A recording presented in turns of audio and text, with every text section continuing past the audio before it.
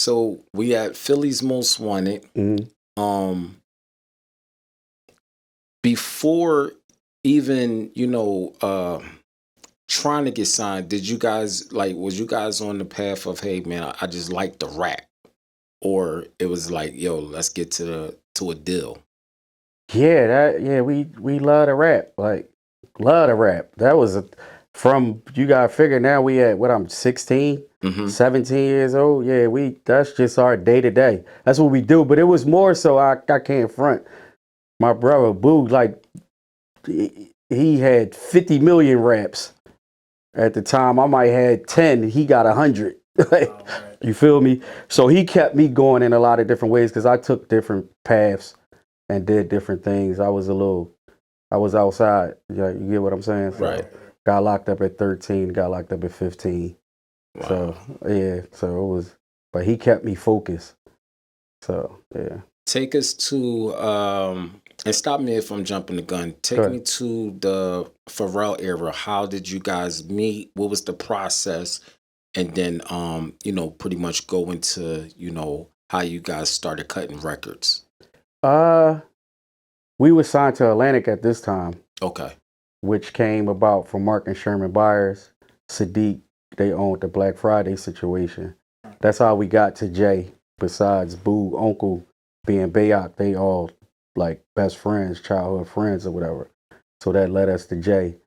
And then that opened the doors to Kirk Barrows, which was at Bad Boy. And he introduced us to certain people.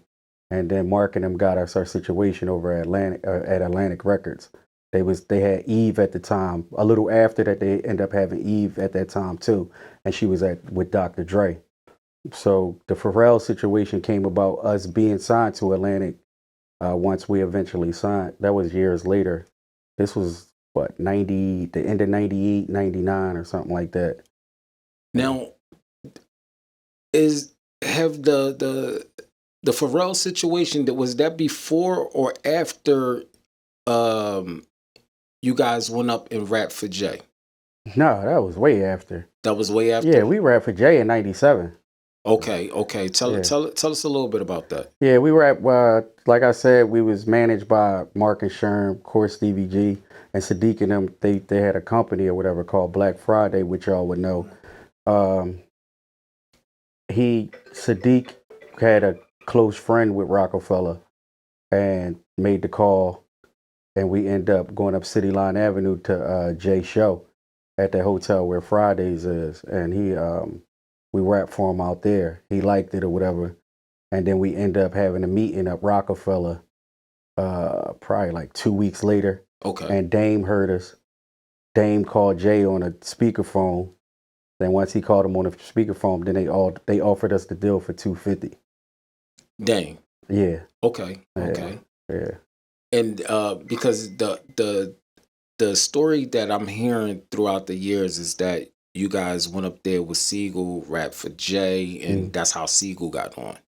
Yeah, so that was like a reoccurring situation. Okay. So after we rapped for Dame and they offered us the $250, at that time we had 6 deals on the table from Arista, Atlantic, and a couple other people that we had situations that was offering us situations.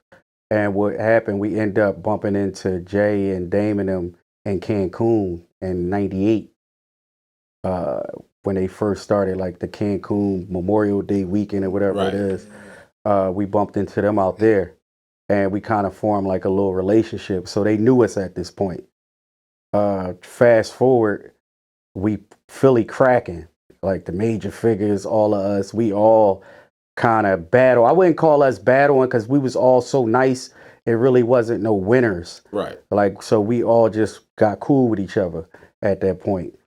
So the house on 56th Street ended up Beanie Beans, Murder Mills, and they had another guy that came through and they battled. I got the phone call. I came down there and we just rapped back and forth. I wouldn't even call it a battle because everybody was killing it. But we was like, Beans is nice.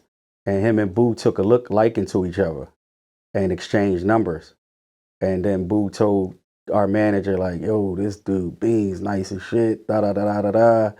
Like, so Beans started coming up, and then one night we was going up to Roc-A-Fella, and we grabbed Beans.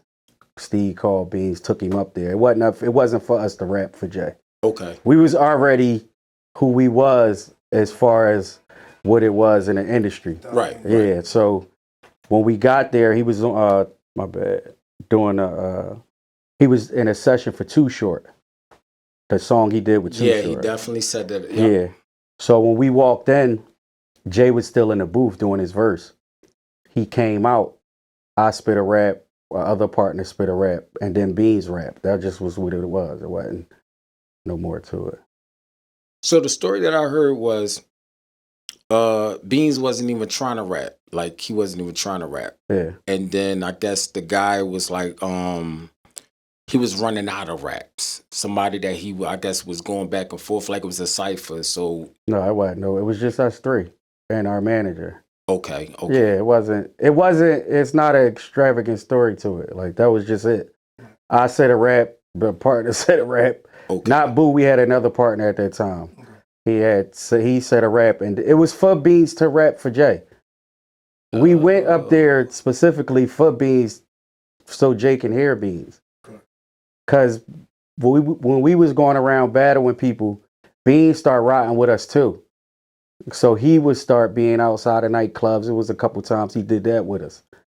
And then our managers, like, people was going crazy over Beans and over us. So he just decided to take him with us. And that's just the story. I know it'd be a little embellished, but yeah, definitely. I can't do that. Definitely. Because I know throughout the years it was told a different way, and I wasn't there. A lot of other people wasn't there, so I'm hearing it from the horse's mouth. So I want to get that one clear. Yeah. So that kind of like opened the door for Sigel to get signed to Roc-A-Fella. Yeah. Okay. What happened with that situation? Jay took a liking to him, like he took a liking to major figures, all of us. We actually cut a record that P, the H, the I, everybody was on it. Right, I remember that. Yeah, everybody was on it. And, certain people got cut off once they didn't take the situation. That's why the record ended up not going nowhere. But Beans actually took the deal. He never even tried to shop himself anywhere else. He just took the situation. Wow. That's what that was. Wow. Yeah. So after that night, fast forward, that's when you guys started with the whole Pharrell situation later on down the line. Yeah. That came a little later down the line, yeah. What year? Early 99. Early 99? Yeah, when y'all was hearing about Beans, we was already recording with Pharrell. Okay. So if you hear like on Philly Celebrities, it's a part where we both say at the same time, me and Boo in a rap, and say, y'all gonna be a mad motherfucker in 2000. That's because we cut the records in 99. 99. It didn't come out to 2001. Wow. That album was 2 years old at that time. Wow. Now, was that around the time that he showed interest to the group, the Clips? No. Him and Miles went to high school together. Yeah, the Clips album came out before. They had an album before us. The Funeral. Yeah. The Funeral. Okay. Yeah, that was way before us.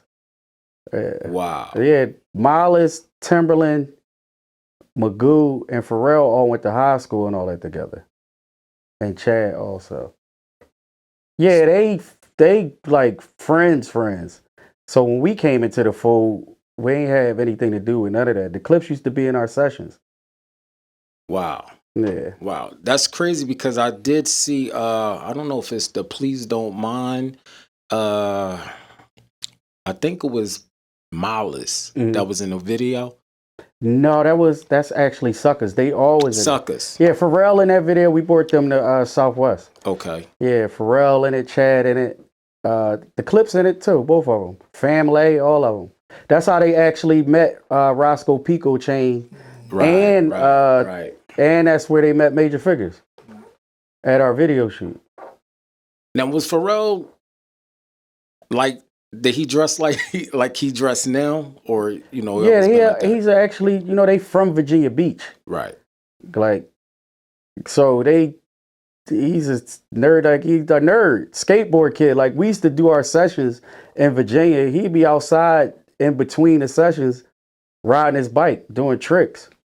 Like that ain't an act. Like Right. that's exactly who he is. Like him and Chad was in a marching band together in high school and all that.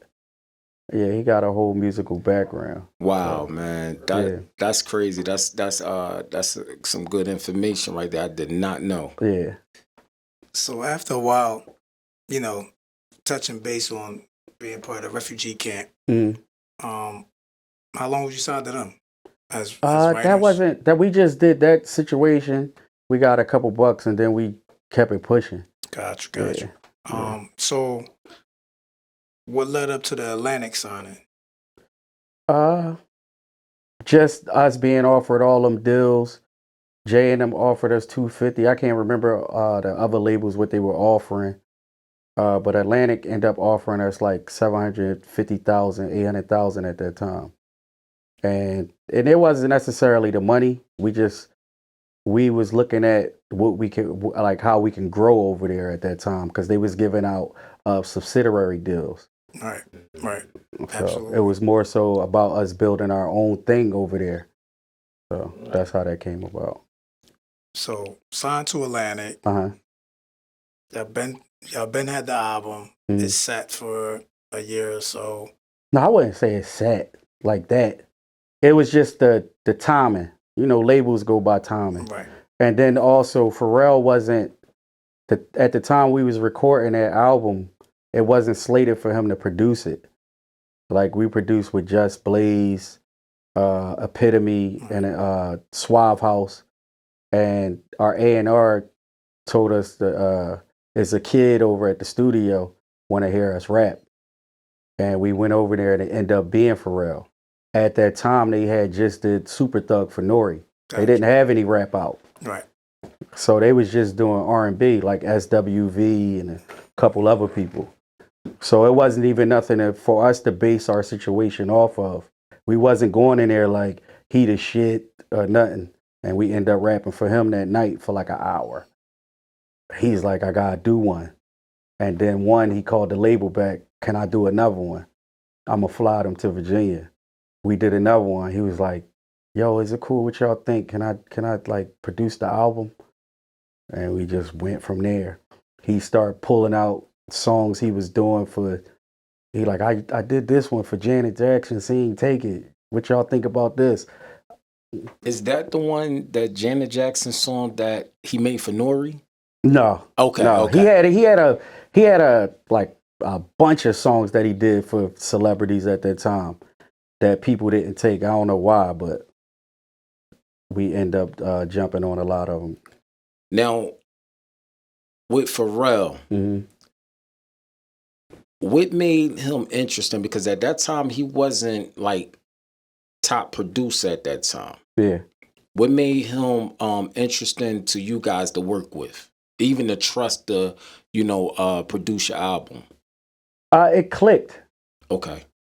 Even though we from two different worlds, so to speak, it clicked and it was a new sound. He understood us. Right. Like when we first got around him, the excitement was, yo, da da da da da. Like he started taking us around to certain people. And he was speaking highly of us. But he just saw the vision. And it was sort of like what he already wanted to do, what he ended up doing in time. Right. So it was already something that he wanted to do. And he just ran into us and we happened to be what he already was thinking about. Now, at that time, was Pharrell jumping on people's songs like he would jump on Noriega's songs? No. Like that's him saying SSWW, the VV. And he wrote Teddy Riley verse for Rump Shaker too. Wow. Yeah, so they already was in the game. Like, yeah. Wow. So he was seasoned. Don't get that wrong. Like he was seasoned, well seasoned. Right. And making bread. Like that's out the question. Like he was already eating. It's just that he wasn't in the rap world. So it was like the N.E.R.D. situation and then us made everything popped off.